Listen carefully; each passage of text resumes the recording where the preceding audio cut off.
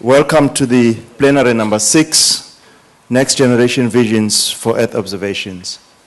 My name is Dr. Phil Mjwaha. I know a lot of people cannot pronounce my surname, so if you want to make it easy, you can call me Dr. Phil. I'll be very happy with that. My day job, I'm the Director General in the Department of Science and Technology, but on other days when I'm not doing that job, I'm one of the co-chairs for the Group on Earth Observation GEO based in Geneva. In this plenary event, we are extremely pleased to showcase future leaders in Earth observations, both young people early in their space careers, as well as graduate students in space-related engineering fields.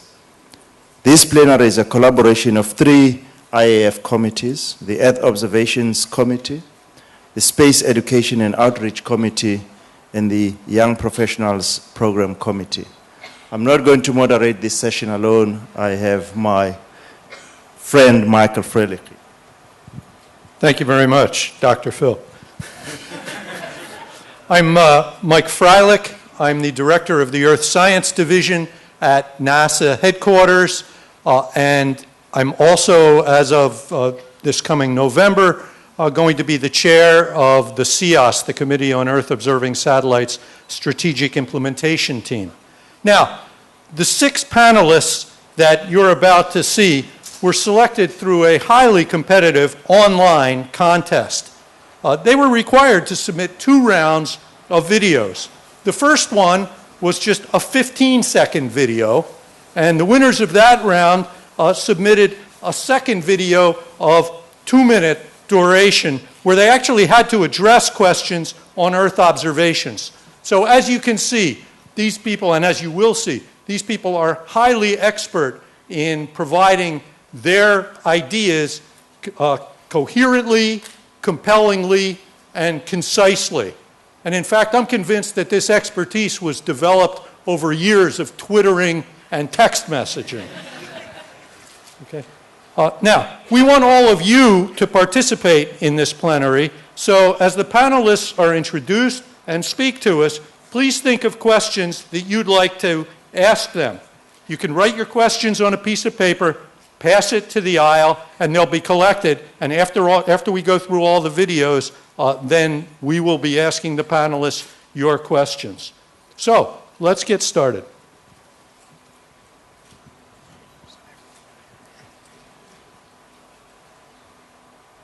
My name is Katrina Lake, and I graduated from the University of California, Los Angeles in 2010. I'm currently a young space professional at NASA's Jet Propulsion Laboratory as part of the Develop Applied Sciences program. Develop is a training program for students and young professionals such as myself, in which we extend NASA's Earth science research results to the local, state, and scientific communities. I have also had the great opportunity to do an oral presentation of my research at AGU in 2010. My desired role in this field is to be able to explore creative ways to establish new developed research networks in other countries, and to go on the international stage. I also want to be able to empower students and young professionals such as myself to really take their research and apply it to local community concerns. In December of 2009, after Hurricane Ida, I examined NASA's Landsat 7, Aster, and MODIS imagery to see the effects of the tropical storms on the communities in El Salvador I was about to visit, and to assess locations in most need of assistance. As part of the Earth observation space world, I seek to take this data and these methodologies and place it in the hands of local communities for disaster management, warning, and mitigation. I'm a part of students who really take charge of their research and are currently working on a proposal grant for the National Science Foundation. As part of this grant, we hope to establish international collaborations and partnerships in Central America as well as in South Africa. My vision for Earth observation is one in which we can make satellite-based Earth data and education more accessible to underserved locations in the United States as well as abroad, especially in developing countries. As part of the Earth observation space world, I have always believed in research as being in service to society, and ultimately I feel like we all share this innate responsibility to serve as ambassadors of Earth science to the public.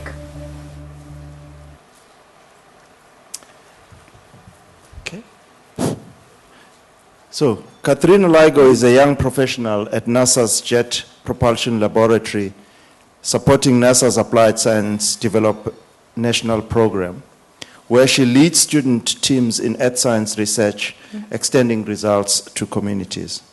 She earned her bachelor's degree from the University of California in Los Angeles, where she majored in geography and environmental studies, with a concentration in geospatial information systems and technology.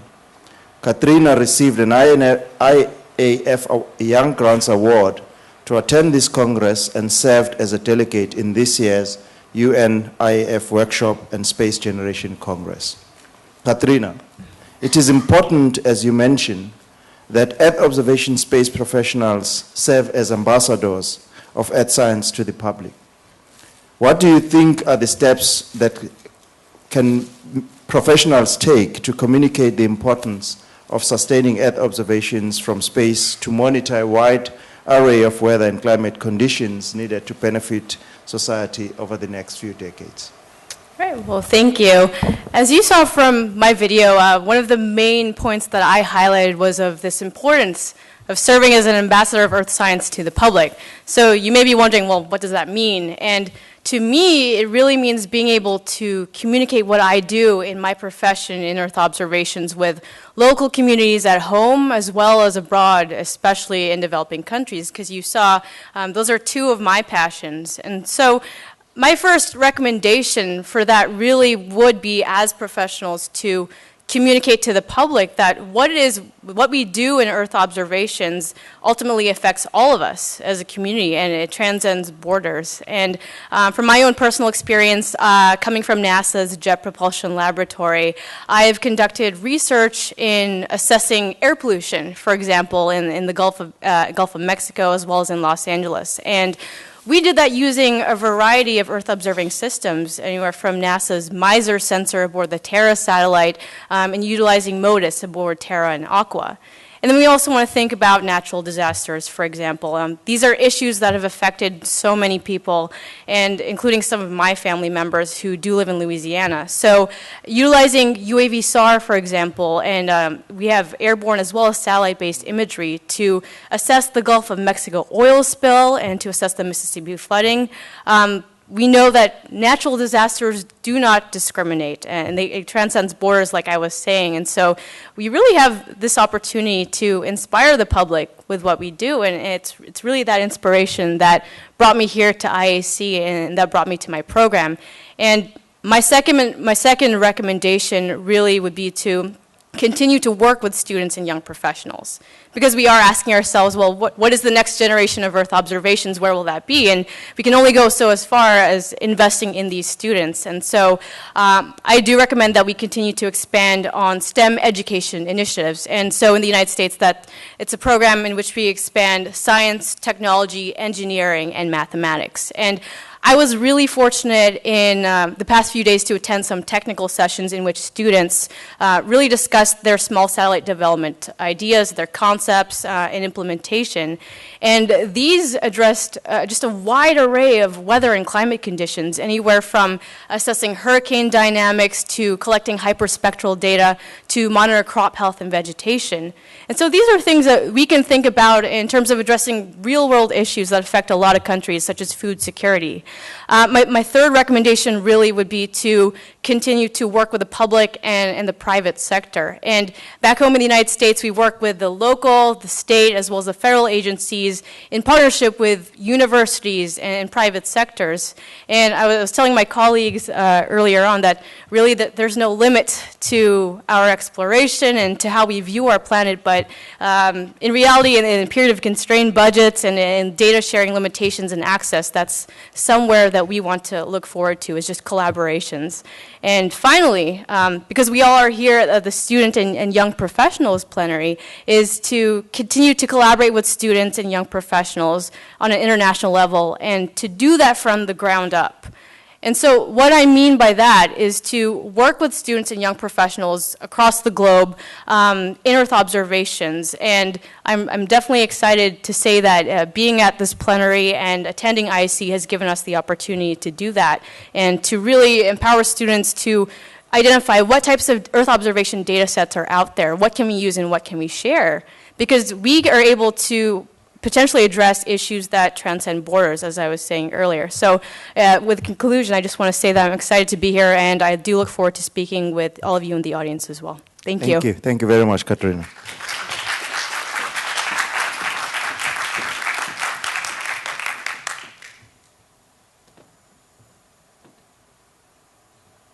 You aboard today as I take you for a short journey exploring my involvement in the field of Earth observation and talking a little bit about my vision and goals for the future. Let's go. As a young teenager, I initially set out to pursue a career as an aviator and astronaut. Then, through my own flying experiences and NASA internships, I discovered both the beauty and utility of studying Earth from above. That discovery brought me here to NASA's Stennis Space Center in southern Mississippi, where I've had the enormous privilege of working with NASA's Develop program for about the past 6 years. Stennis is a unique federal city managed by NASA, but we are also home to over 40 other resident agencies and contractors. We're involved in many activities which include testing rocket engines, mapping the world's oceans, and expanding applications for Earth science. In the Develop program, my particular involvement has been with enabling students to take NASA Earth observation technologies and conduct research that benefits their local communities. The Develop program shatters the mold of what you would expect an ordinary student program to be, because we empower our students to take ownership of their research, rather than simply working just for a mentor. Develop students often travel to high-level conferences, like AGU's annual meeting in San Francisco, with the goal of presenting their research results and expanding the number of individuals that benefit from the work that we do. NASA's investment in hundreds of Develop students over the years has led to these students moving on to pursue professional scientific and engineering careers in the remote sensing industry, not only here at NASA, but also at other organizations around the world. My vision is for countries around the world to establish similar opportunities for their students. As we near the end of our brief journey together, I would like to leave you with one final thought. The future of Earth observation depends on us and our willingness to invest in the next generation of explorers. Well, Jason Jones's involvement in Earth observations began as a high school student when he first joined NASA's Applied Sciences Develop National Program in 2004. God, he's young. Since then, he has earned a Bachelor of Science degree in geography with highest honors from the University of Southern Mississippi in the U.S. and has received numerous scholarships and awards from organizations like the American Society for Photogrammetry and Remote Sensing. He currently works with Develop at NASA's Stennis Space Center. Jason, the benefits of initiatives like the NASA Development Program are obvious to all of us in this room. But times are economically tough and governments are cutting back. What arguments can we use to convey the value and affordability of training programs like Develop so we will have future leaders who are able to maximize the benefits of Earth observations? Well, that is an excellent question, and I am delighted to be here today to answer that question for you. Having benefited from numerous student programs myself, I'm thrilled to have this chance to share with you how I benefited and then to answer the question regarding those arguments. My goal is that when each of you return to your home countries, that you can take this message with you and that you and your country and organizations around the world will be able to invest in students so that the future of Earth observation is a bright future. But the answer to that question, and based on my experience having done not only government internships, but also nonprofit in Pretoria, South Africa, with a small NGO doing Earth observation, and also with private contractors in southern Mississippi, the arguments that I would say that I've learned from my own personal experiences about the value of student program are threefold. First, if we wish to have a future in Earth observation, then it is absolutely critical that we invest and inspire the next generation of explorers. At NASA, we used to have a saying that our vision was to inspire the next generation of explorers as only NASA can. As a very young student, that really inspired me. And when I got involved in this program, I began having an interest in Earth observation. We must do the same for the students of tomorrow.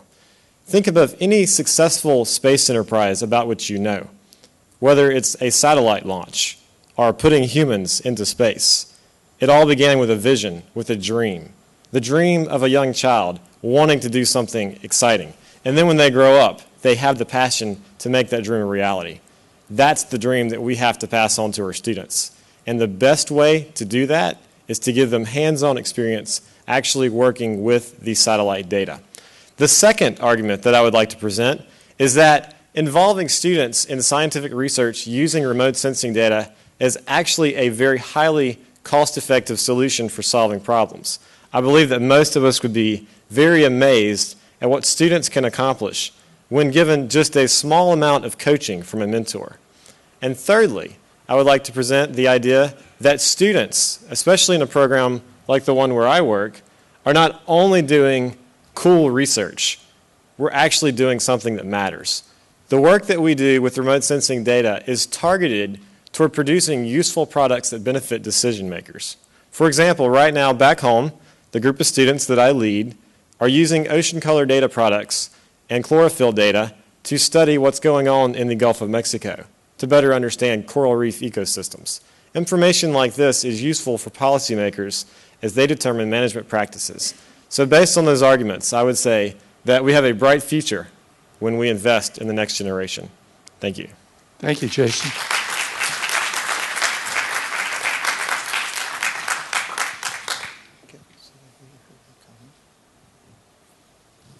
Hello again. Thank you for the opportunity to be in the second round. I'm from Mexico and I live in Mexico City. And I would like to share with you my experience of being working for the NASA Developed National Program as a leader for the Mexican team. We are developing 3 environmental projects for Mexico. Develop program is a training in which students can work in developing research projects mentored by NASA advisors or partner agencies.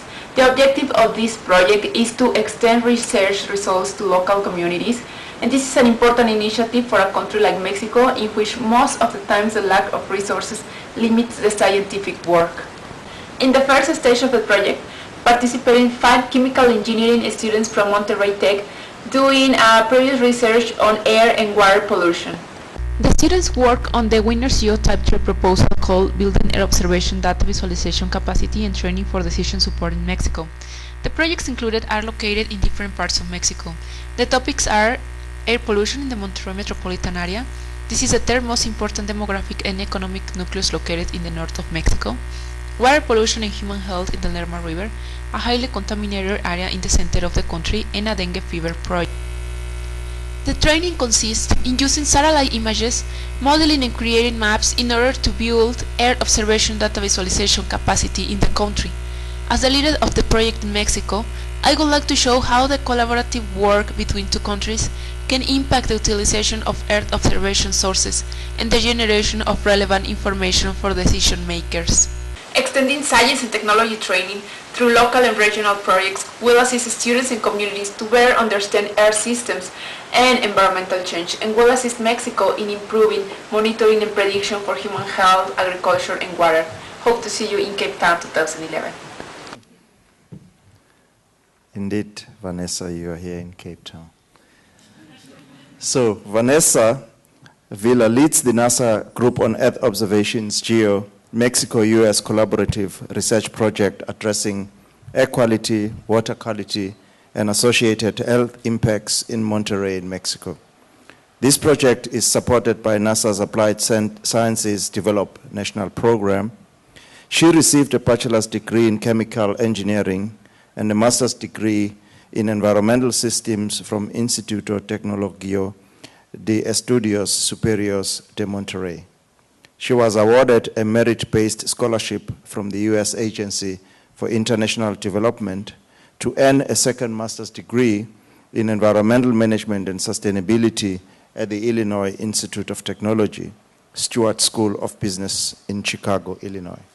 Vanessa, the work that you and your colleagues are doing for Mexico with the Develop program stands to dramatically improve environmental monitoring and forecasting in Mexico. Recognizing that having information is not always the entire solutions, the question is, what are some of the institutional and systemic challenges that Mexico and other countries may face when trying to institutionalize Earth observations into decision-making processes over the next decade? Well, my vision on this question is that one of the main challenges faced by emerging countries is the lack of scientific knowledge dissemination in Earth observation. the access to space-based databases, capacity building, and development of appropriate institutions are factors that limit the exploration of this scientific field by emerging nations. If these nations want to integrate Earth observation data visualization capacity into decision-making over the next decade, they need to build a solid platform, including all different roles and tools needed to support a progressive action plan. And enhancing the skills of professionals and students should be a priority on this matter. And also, academia and governmental institutions need to support significantly the creation of programs in order to consider Earth observation technology as a problem-solving tool. A synergy between national and international institutions would improve communication exchange and outcomes. And well, of course, all these educational efforts need to be supported by the creation of legal frameworks and specific institutions which seek to stimulate the development of new projects, encourage research, networking, and promote a better understanding of Earth observation's benefits to society. It is important to concentrate actions in order to get significant achievements and avoid isolated efforts that do not contribute to the overall scientific development of these countries. And well, finally, I think that the vision of the emerging countries on Earth observations need to be aligned with the country's policy formulation, budgeting, and planning process in order to create and encourage the future leaders in Earth observations in these countries. Thank you, Vanessa.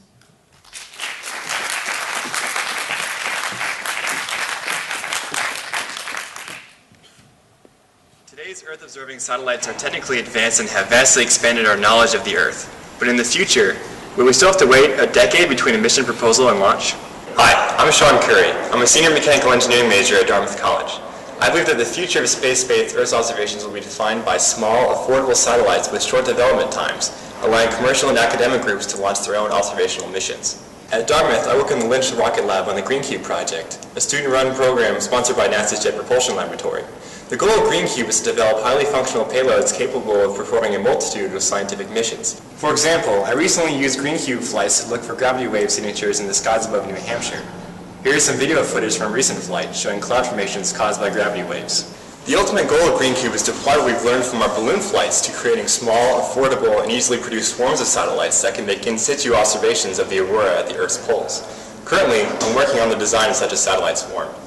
A swarm left to their own devices will be a short-lived mission. The small orbital perturbations caused by slight variations in the Earth's gravitational pull and differences in atmospheric drag when cause the satellites to drift apart. To counteract this tendency, I hope to outfit each satellite with attitude controls and miniature ion thrusters so the satellites can periodically boost themselves into a tighter formation. These specifically timed impulses will be computed by consensus control algorithms, which would allow these satellites to flock together, much like a flock of geese or a school of fish. Maintaining this loose formation would require only a limited amount of fuel. Although the specific goal of my mission would be to study ionospheric plasma in the aurora, such a swarm would have a wide variety of uses, from Earth imaging to predicting the next big snowfall here in Hanover. The challenges we still must overcome are numerous, but the benefits of such a mission would be huge. I hope to see you all at the IAC this October to tell you more about how small satellites and consensus control algorithms will bring forth the next generation of space-based Earth observation. See you there. Okay, Sean Curry is a grad student in the Aerospace Engineering program at the Georgia Institute of Technology.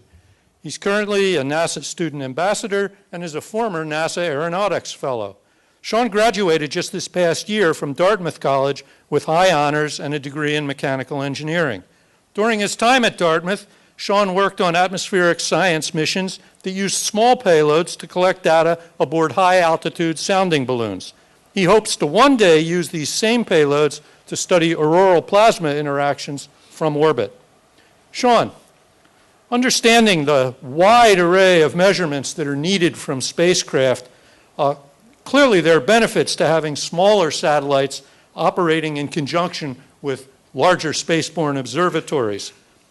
In your opinion, what are some of the challenges, technical and otherwise, facing those of you who are working on widespread applications of small satellites for Earth observations? Well, thank you very much, Dr. Freilich. While I'm certain that flocks of small satellites will never fully replace the large scientific satellites that we rely on today, the benefits of using small satellites in Earth observation are both numerous and significant. As you saw from my video, using small satellites on orbit can reduce mission costs and development times. And this is a critical capability for governments, universities, and other organizations in these times of constrained budgets, delayed deadlines, and rapidly shifting space agency priorities. The benefits of using these robust mission architectures consisting of distributed systems of small satellites also is that they are more robust than the single-point solutions that we rely on today. This is because if one satellite fails on orbit, the remaining satellites can still ensure that the mission is a success. When I was a student at Dartmouth College, I was tasked with designing my own future small satellite mission. And in this mission, a tight-knit swarm of between 6 and 15 small satellites would orbit the Earth, collecting data on the changing density in the Earth's ionosphere over the poles. However, due to the laws of nature, over the days and months of the mission, these once tightly knit swarm of satellites would simply drift too far apart. And this is a problem for us because we were trying to measure phenomena in the ionosphere that were only 1 to 2 kilometers long. So my task then was to design an algorithm that would allow each of these satellites to cooperate with the others, constantly checking on the distance between it and its nearest neighbors and adjusting its trajectory accordingly. So this brings me to the 2 challenges that I see that are currently keeping small satellites from the limelight. The first is in the future we can expect small satellites to need to cooperate and to communicate on a scale we have not yet seen. Not only will they need to be in constant contact with other satellites, but they'll need to react in real time to the data that they're receiving. For instance, a satellite may need to shift its orbital trajectory to match that of its neighboring satellites, or they may need to adjust their instrumentation to focus on an emerging forest fire or a hurricane spotted by the swarm. Implementing these robust mission architectures will take some time, but it will definitely be worth it. The second critical capability that we need to develop is propulsion systems for our smallest satellites. The CubeSats today do not orbit the Earth under their own power. And the reason for this is that although we have many propulsive technologies available to our larger satellites, these technologies simply don't scale down very well to this micro, nano, or pico satellite size. And until we can control our smaller satellites as accurately and efficiently as we can control our larger satellites, the future of these robust mission architectures will remain quite uncertain. But both of these challenges, once solved, will pave the way to more innovative and more inspiring Earth science missions. And I've been thrilled to see many technical presentations this week on universities and others who are currently working on some of these challenges. And I think that in the future, maybe 10 to 20 years from now, the small satellites missions will bring about something much, much bigger. Thank you very much. Thank you, Sean.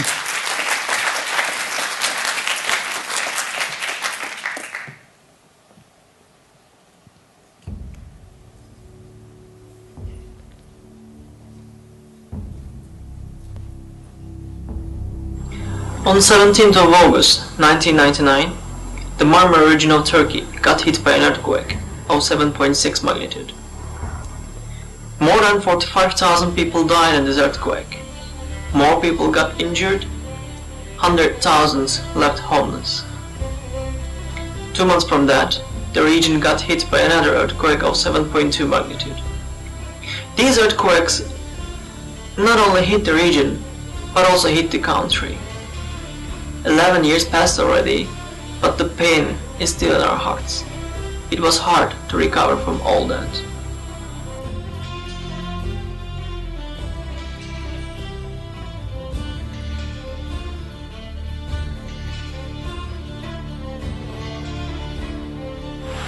Today, in 21st century, we know that Earth observations is a key in preventing net loss, and we are seeking ways to improve it. But sometimes we are forgetting that our goal is not improving Earth observations, but using Earth observations in the best way to save our planet. Today in Turkey, when we question young people, most of them do not know about Earth observations. Lack of education stands as the biggest problem we have on our way. And I believe that as we reach more people and create the awareness about the problem, we will improve Earth observations as a better tool to reach our goal. I see ourselves standing strong against such disasters and saving the nature and our planet. We are yet not so far away from reaching that goal.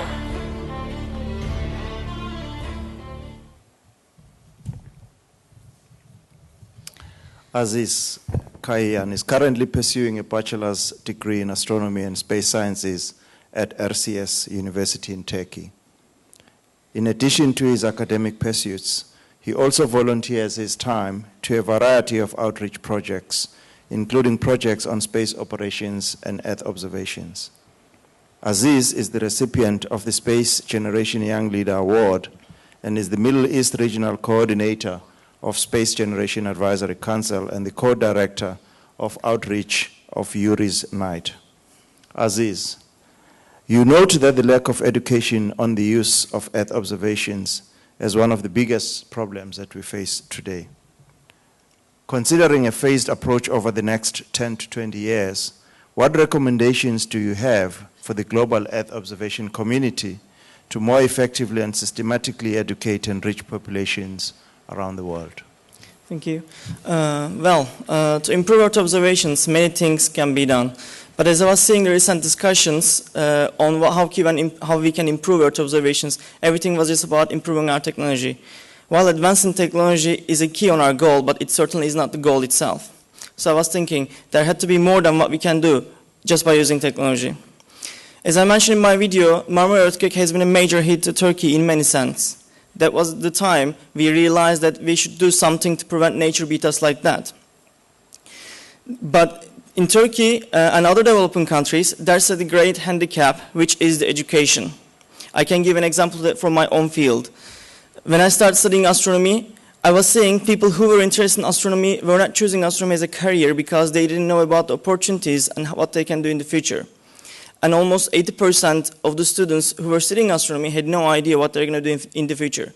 That was apparently showing the need for us to reach out to students in high schools and give them some basics about what they can do about astronomy.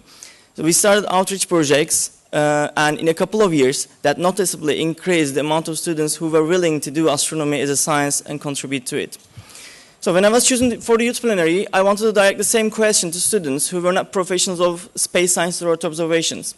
I want to ask them, how would you improve Earth observations and why improving Earth observations is necessary? I visited high schools and reaching over 1,000 students. I gave them 2 sets of questions in 2 phases. The first phase of questions is answered by them before my arrival, and the second phase of question is answered by them after my arrival. With them, I had around like 45 minutes to an hour, and I give them some basics about Earth observations and space sciences and what they can do about these things. And even in those little time, they had plenty of ideas that they can contribute to. And as a result, seeing the difference between these 2 phases of questions was spectacular. Finally, to sum up, advancing technology is definitely something important on our way, but it's not the goal itself. What should we focus on is the tool, and we are all trying to make that tool function better for all of us. But also, just focusing on the tool as well is forgetting about one important thing, which is to bring more people to help us improving it. And these people are definitely young and clear minds who have brilliant ideas about how can they contribute to planet Earth in any way possible. Thank you very much. Thanks, Aziz.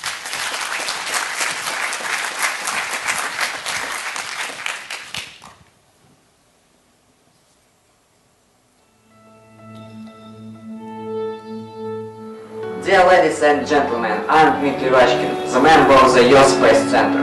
Next to me, the structural model of the satellite Baumis-2. This is the latest development of the Baumis University, a remote sensing satellite, and it will be launched in December.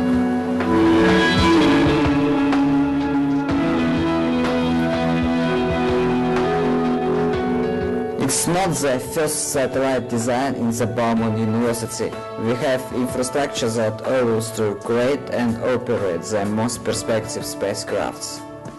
The principal parts of the next satellite are developing already now. What will be the next? Real-time, high-resolution Earth observation.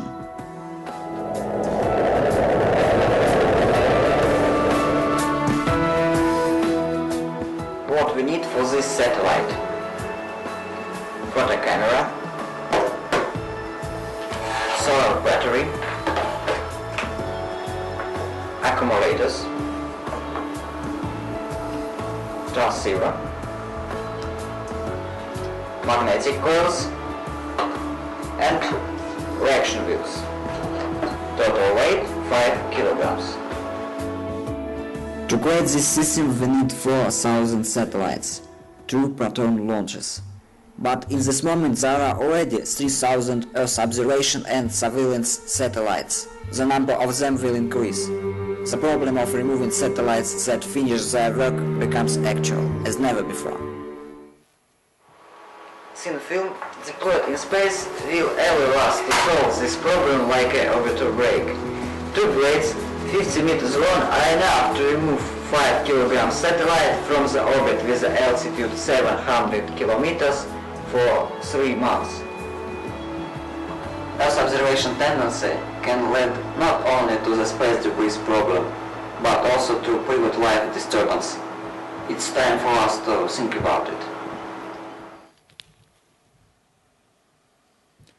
Dmitry Rachkin is a 6th-year student at Bauman University in Russia, where he's studying spacecraft design. In 2008, he was involved in the design and operation of the Baumanets 2 Earth Observation Microsatellite at Bauman University's Earth Remote Sensing Data Processing Center, as you saw in the video. At the university's Space Systems Laboratory, Dmitry is a leader of a student group that's working on solutions to the problems associated with large deployable thin film structures during their transport and launch, deployment, and their operation in space. His student group is also designing a picosatellite for scientific missions. Dmitry is further a recipient of an IAF Youth Grants Award. Dmitry, with the introduction of smaller satellites, developments can be completed much more rapidly and at lower cost, and therefore more institutions can build their own satellites. What are the technical opportunities that you see to increase interoperability and operating efficiency for these systems that can be adopted by institutions, by industry, and by governments over the next decade? Oh yes, thank you for the introduction. My answer based on the experience done by my university students, which designed 2 small Earth observation satellites. Yes, I think low level of Earth observation systems interoperability is the reason why in the new spacecraft designing we often repeat same stages.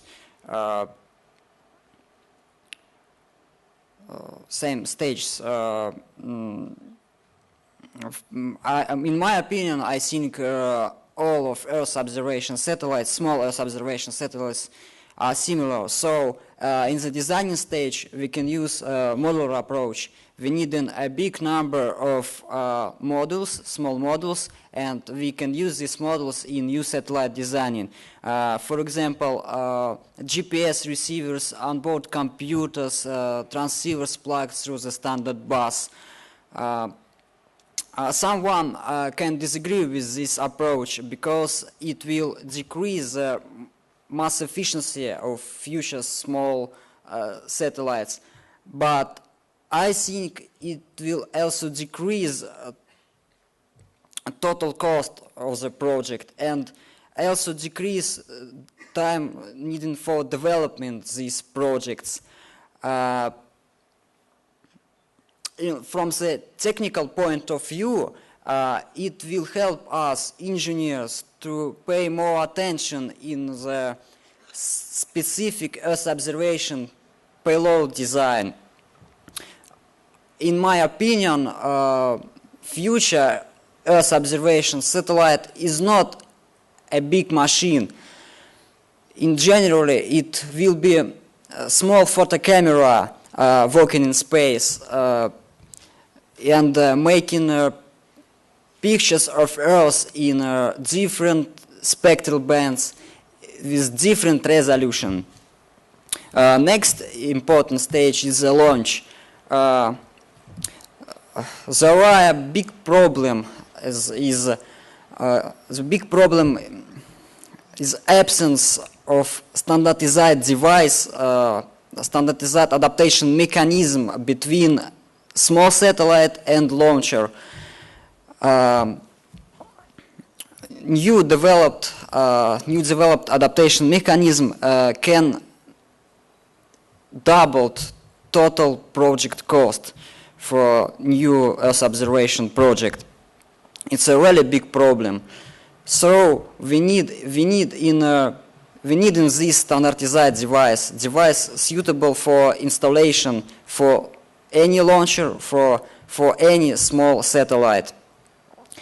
And if we will solve this problem in future, we will obtain a lot of new satellites, and we will increase the efficiency of future Earth observation system.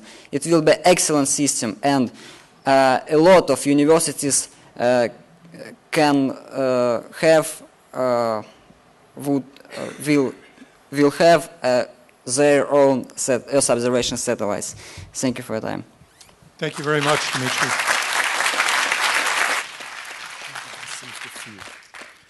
All right. Again, let's thank the panelists and for their thoughtful answers to these initial questions. Of course, there's a lot more that is still coming.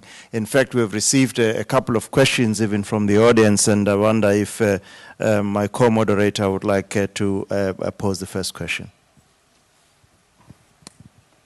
Sure. Let me read it.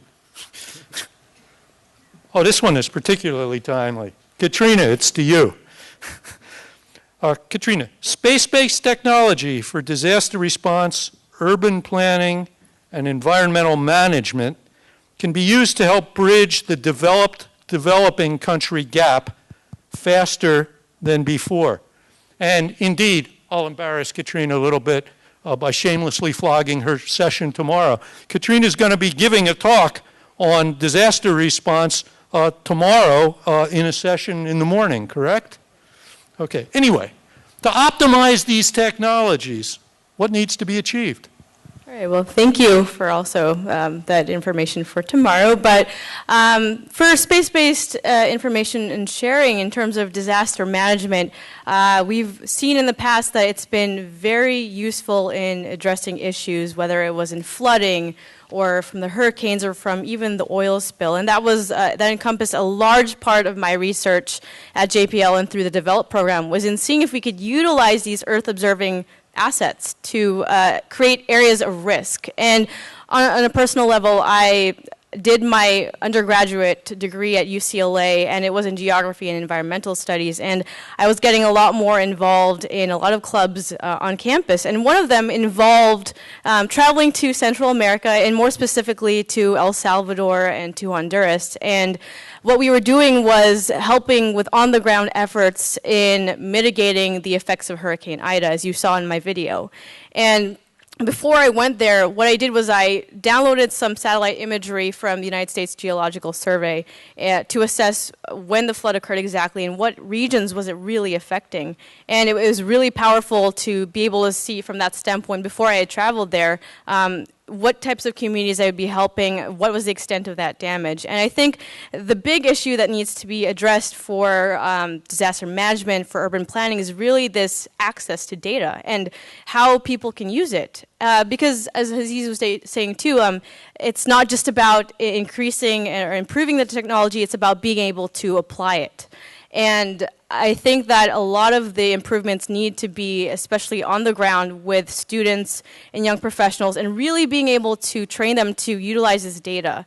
And we have programs, for example, like NASA's Surveyor program, like DEVELOP, and also multilateral corporate organizations like the United Nations. And for example, SPIDER through UN is the space platform for space-based information sharing for disaster management and emergency response. And so they really work together to share the information and to enable with on-the-ground efforts. So I think what we really need to get down to is to train students, young professionals, and also local policymakers how to actually utilize this data.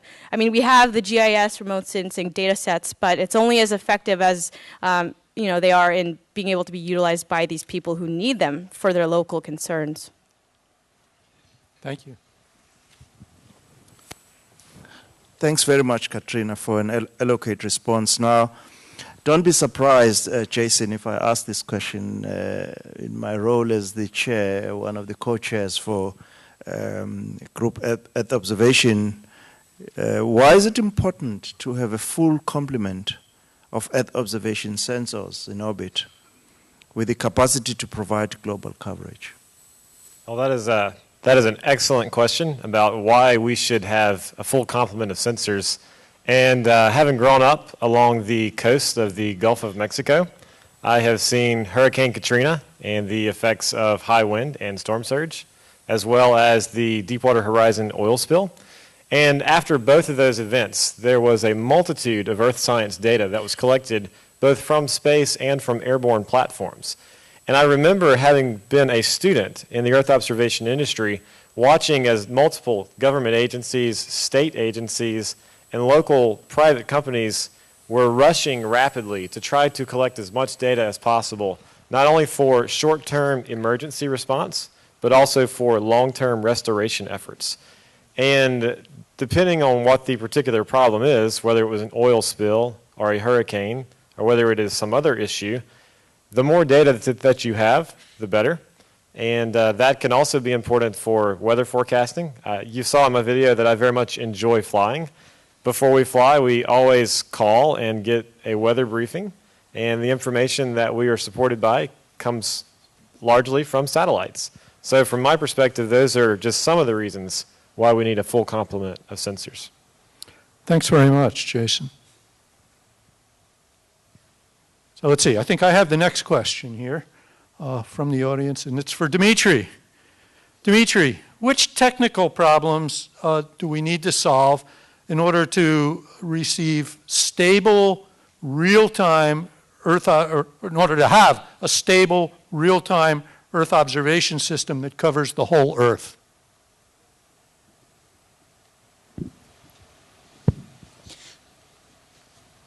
I think the bottleneck of this system is satellite tracking and communication system with satellites. Existing satellite tracking and data relay systems has a very big cost, and disadvantages of this system is very rigid limits for capacity. In future, we need low-cost satellite tracking and data relay systems, and I think these systems in future will be based directly in space. Thanks very much. Thanks, Dimitri. Vanessa, and perhaps Jason, if you wish to add, we have a question for you from the floor. If you were face to face with someone in a developing country who didn't know where their next cup of water was coming from, how would you justify to them that their politicians are spending tens of millions on space science in Earth observation?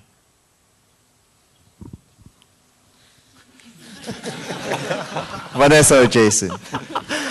Okay. So I've already developed the reputation among the group for being the very outgoing one. But that is a very difficult question. And I would say what my old speech teacher told me in high school. People do not care how much you know until they know how much you care. So I would begin by letting them know that their welfare is something that I do truly care about. And perhaps we would need to meet those physical needs such as clean water and food and shelter before we could begin to discuss those issues. But once those basic needs were met and we've established a personal trust and a credibility with these people, I would seek to teach them the basics of how, when a government studies their country from space, how that can be used to improve, for example, clean water, looking at managing a watershed, and letting them know that these are benefits that will help their children down the road. Well, in my case, I could say that a country that invests in Earth observation is going to be very informed. And this will enable these countries to take proactive positions on global issues as, for example, climate change and biodiversity. For example, the project that we are doing in Mexico for dengue fever one of the main objectives since the beginning was to work really close with the health community in order to improve the flow of user-friendly environmental data.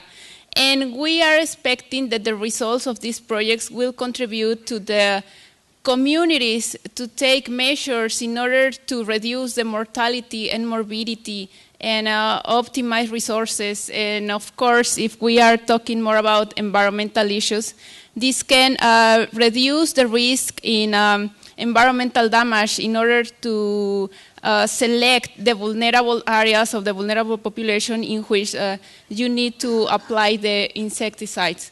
So that is the utility of the Earth observations, for example, in a country like Mexico. Thanks very much, Vanessa. Aziz, you get the next one. So we've been talking a lot about encouraging young people to pursue careers in space operations and Earth observations. But let's turn it around, sort of along the lines of Jason's answer to his first question was when he was at the podium. In your opinion, what are some of the contributions that young people could make to this field, and how do you see the involvement of young people improving the field, if that's at all possible? Well, actually, I can first tell that I was telling like a lot about high school students because I visited them, but after April, I continued my questions and I direct them to the professionals, like not professional, but students of space sciences, aerospace engineering, astronomy and space sciences. And the result that I get, actually, they weren't able to much contribute and they were not able to improve the field themselves. So I would tell more like for developing countries that there had to be like more than what we are doing, and like I actually want to tell us just by doing something on ourselves will not improve us too much further. So we should collaborate and do some things more. As like if we, as a developing country, if we do some things and go one step further, they will just stay there. I won't tell that all these efforts until they will die, but they will just stay there. And if there is something not going on, it won't be able to improve anything. So what we can do is actually bring up like students together, give them opportunities like youth plenary. This is a great example on what we can do, so that they can do something together in collaboration. As everyone goes one step further, they'll carry each other to the forward too much. Thanks very much, Aziz. Sean, you haven't had the opportunity in this round to get a question, so from the floor, we've got one for you. Over the next 20 years, what will be the greatest challenge or challenges facing Earth observation missions?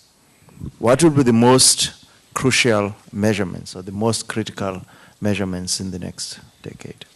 Well, I think, quite sadly, one of the greatest challenges to all Earth observation missions is going to be ourselves. At least in the United States, we've seen that any programs that last longer than 4 to 8 years are often subject to budget cuts because of the changing of power and changing priorities within the space agency.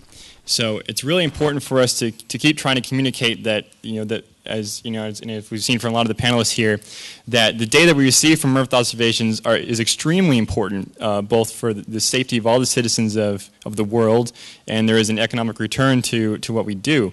So once we leave the conference, it's really important to keep communicating not only our ideas and our inspiration, but also the results that we've been getting from our missions. In terms of what observations are going to be important, I think it's really the focus will be on the same things that we focus on today, which will be resource management and climate variability and climate change, because these are really going to be the big issues coming within the next 10, 20 years. Thanks very much, Sean. This next one is actually reminiscent of a topic we discussed at lunch just a bit earlier. And this is for anyone, not Jason first. How can a conference like IAC help you and your colleagues in the future? Who wants to tackle that? Sure, Katrina. I'll answer that one first. Well, I know a lot of us, we were talking a lot about international collaboration and cooperation between, our various organizations and students, and a conference like IAC. And I think for a lot of us here, it's our first international conference, so we're really excited to be here and to talk to our fellow students and young professionals. And because it is international and because there are so many differences, politically, culturally, economically, it gives us a chance really to gain insight from each other where we're coming from in terms of how we utilize Earth observations and what we're using them in our own countries and also across borders, like I was talking about earlier. And IAC, there are a lot of events that occur for us young professionals and for students, and even before this, there was a Space Generation Congress, which a lot of us took part in conjunction with IAC, and it really gave us the chance to think about Earth observations in terms of how we integrate that into society.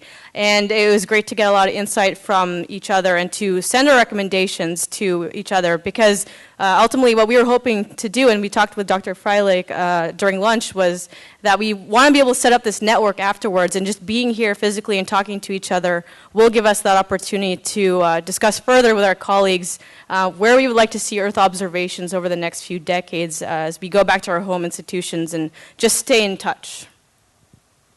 Thanks very much. Anybody want to add to that?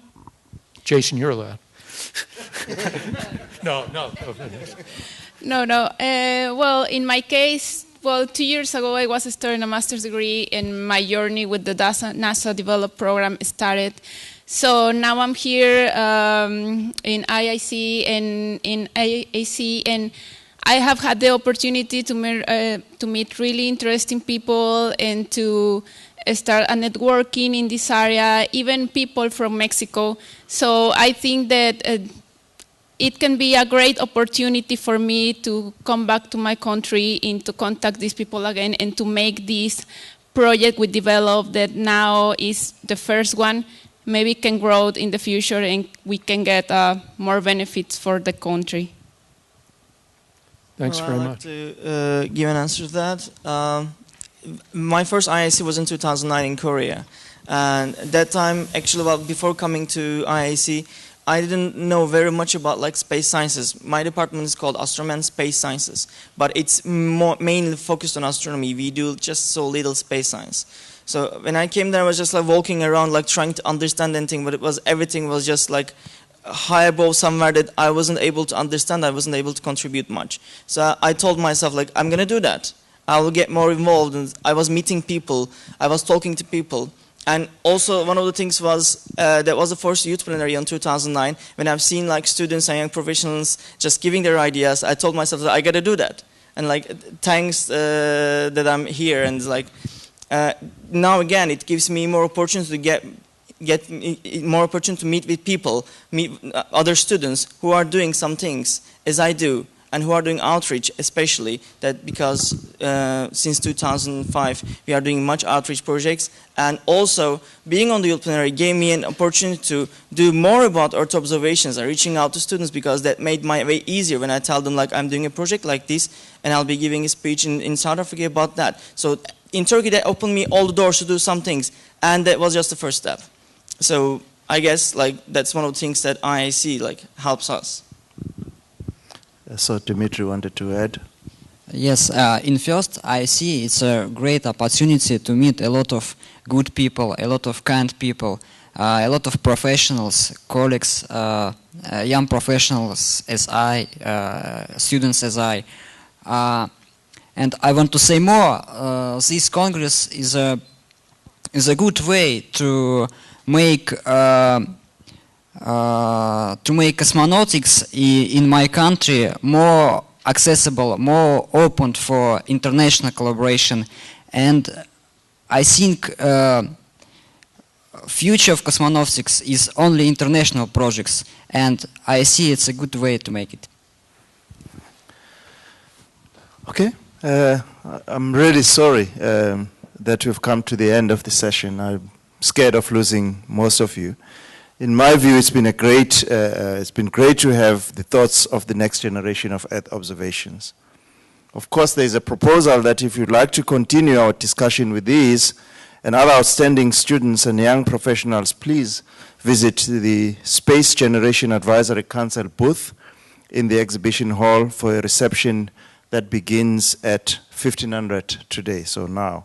And I'd like to take this opportunity to thank all of you for coming, and also, of course, my co-moderator, Mike, for participating. And of course, I think you'll agree with me that the panelists do deserve a special thanks, Katrina, Sean, Jason, Vanessa, Aziz, and Dimitri. Maybe a round of applause for our panelists. Thank you very much.